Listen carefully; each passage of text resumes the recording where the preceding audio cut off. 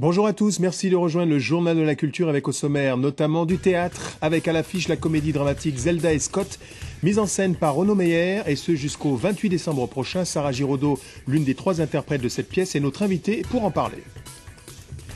Nous irons également nous imprégner de la 38e édition du Festival international de Toronto qui se poursuit jusqu'au 15 septembre prochain. Cette année, les films français se taillent une place de choix.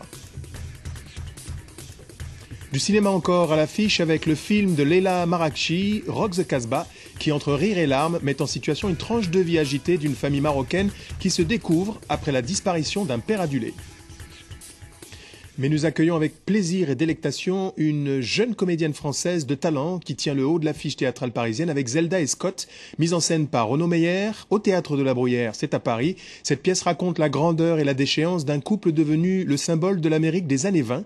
Amour, jazz, alcool, drogue et dépression sont les ingrédients d'un cocktail explosif où plusieurs existences se consument dans la folie et la démesure.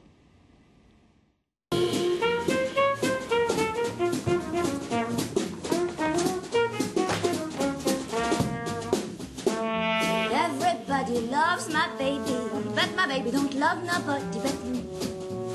Nobody but me. Everybody wants my baby, but my baby don't want nobody but me. That's plain to see. I am his sweet Judy and he is my loving man. No time to do his duty, loves me like no other can. Scott, fais-moi l'enfant. Mais c'est fou, ça! Mon cœur s'enflamme. Zelda, j'ai envie d'une femme qui fasse sensation. Une aventurière à l'image de mes héroïnes, pas une mère de famille.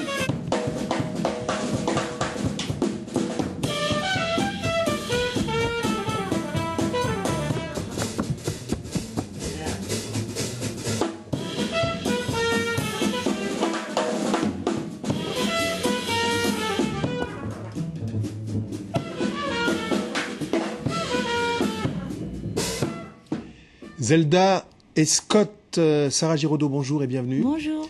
De l'amour, de la passion exacerbée, de la folie démesurée, de la drogue, voire plus si affinité. Comment est-ce qu'on aborde un tel rôle?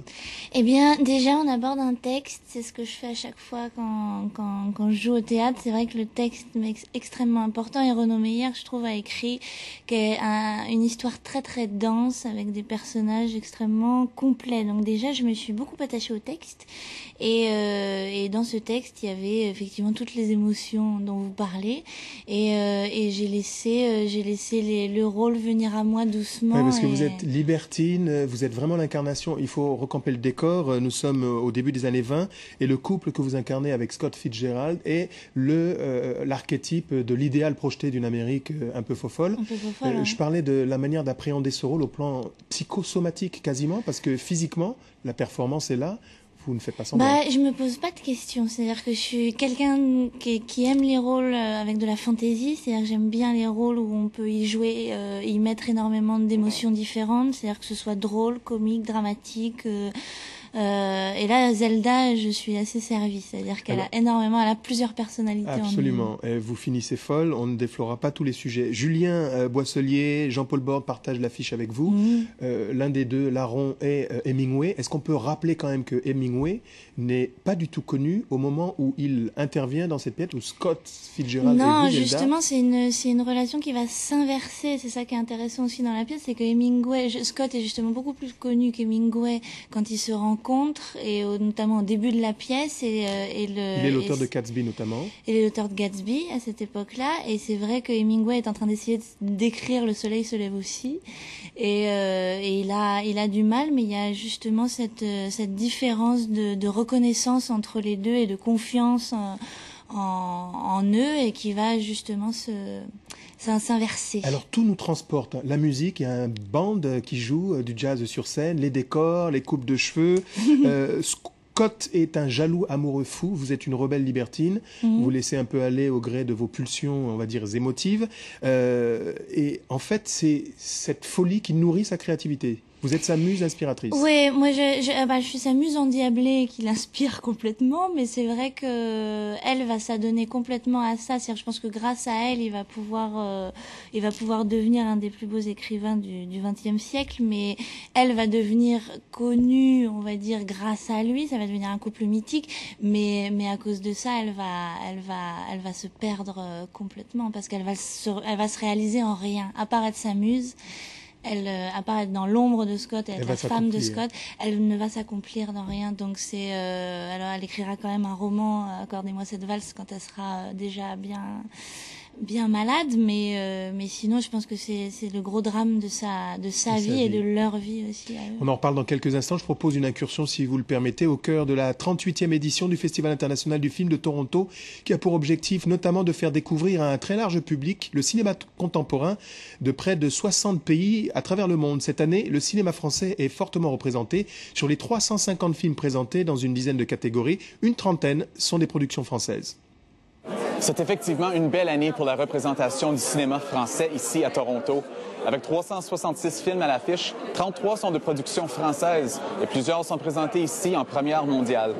Certains Français font partie des plus grands réalisateurs au monde et on peut les côtoyer durant le festival. On va à Paris au moins 2 fois par an, on est en contact avec les plus grands cinéastes et distributeurs français. On a beaucoup de chance car la plupart sont très contents de montrer leurs films durant le festival. Et ce, en partie parce que les festivaliers ici adorent le cinéma français. 1, 2, 3, 1, 2, 3. Il est triste, ce gamin. Parmi les premières mondiales, Attila Marcel, de Sylvain Chomet. Pourquoi tu parles pas? T'as une maladie? Ses parents sont décédés quand il avait 2 ans. Tout ce que je sais, c'est qu'il était présent quand c'est arrivé. Elle te regarde de tout là-haut. Acclamé pour ses films d'animation, Les Triplettes de Belleville et L'Illusionniste, Sylvain Chomet signe ici son premier long-métrage en prise de vue réelle. C'est pas gratuit. Moi, je lui avais prédit qu'il allait trouver ça atroce de travailler avec des vrais acteurs qui sont beaucoup moins souples et qui peuvent faire beaucoup moins de choses que les personnages animés. Mais en fait, il a paru aimer ça. Tu vis avec quelqu'un? Tu t'es pas demandé pourquoi je te fais venir officialiser le divorce? Aussi bien reçu est Le Passé, avec Bérénice Bejo, qui a enchanté les cinéphiles nord-américains dans L'Artiste. Je veux pas qu'ils soient ensemble. Une chose est sûre ici à Toronto, c'est que si les foules aiment leur cinéma français, les stars françaises, elles, aiment tout autant le festival. La salle était pleine de gens qui sont vraiment un vrai public. C'est pas des professionnels du cinéma qui étaient dans cette salle, c'est vraiment des gens qui ont acheté un billet ou qui sont là parce qu'ils aiment le cinéma. Ça a beaucoup changé, le festival s'est étoffé, il y a beaucoup plus de monde, puis je pense qu'il y a des projections partout, c'est vraiment un énorme festival.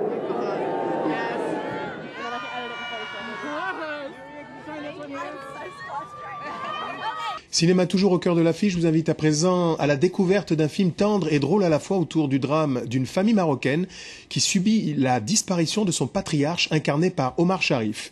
Émotion et rire se mêlent alors à un vent de révolte mené par le clan des femmes. Ça commence en douceur. Jour de deuil à Tanger. Toute la famille se rassemble, la mère et ses 3 filles, dont Sophia, qui a quitté le Maroc il y a longtemps pour devenir actrice à Hollywood. T'es devenue une grande star. Arrête. Mais oui. Ça va avec les rôles qu'elle décroche que des terroristes. Des terroristes, mais à Hollywood.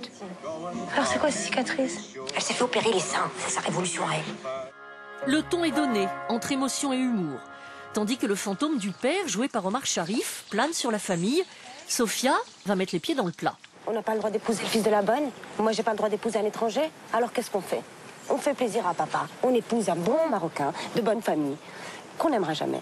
C'est un peu aussi ce qui se passe dans un peu ce qu'on voit aujourd'hui, ce qui s'est passé un peu avec le printemps arabe. Tout d'un coup, il y a ce genre de dictateur qui tombe, et puis tout d'un coup, il y a une prise de parole, il y a cette liberté qui est donnée à ces femmes, et qui peuvent parler, qui peuvent s'exprimer. Il te fait jouir au moins, hein? Quoi, il te fait jouir ou pas? Des femmes en liberté et une révolte contagieuse qui remet peu à peu en cause l'ordre des choses. Pourquoi tu hériterais? T'es notre oncle. Parce que ton père, Allah yarhamou, n'a pas eu de fils. Et alors? 1 tiers pour les filles, 2 tiers pour les garçons, ça vous suffit jamais. Hein.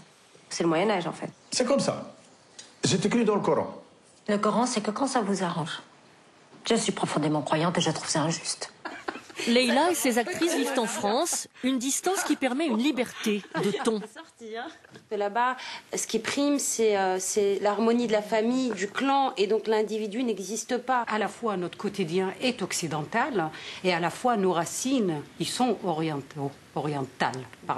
Et donc, du coup, ce mélange, je trouve, enrichit nos films et notre regard.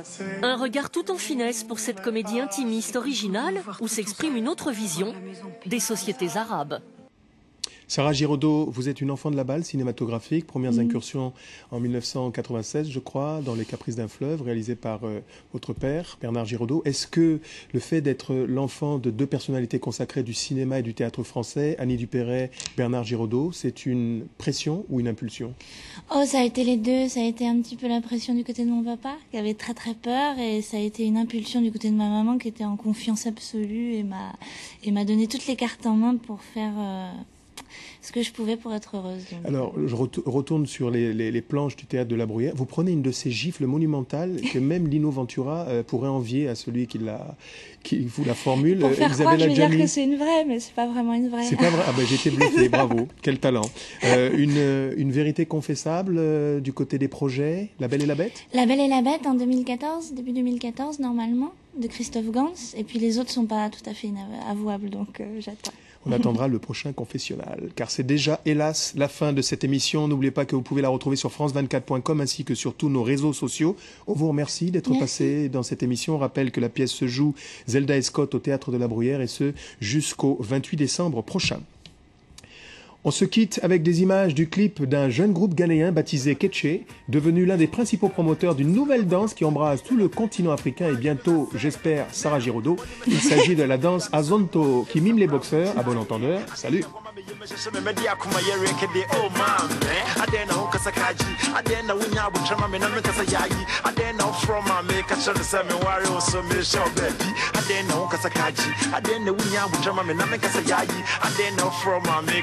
Me worry also me show baby. Your friend watch she dey take me here and there. She dey make her feel better. I dey wonder where she dey carry me go. So God there.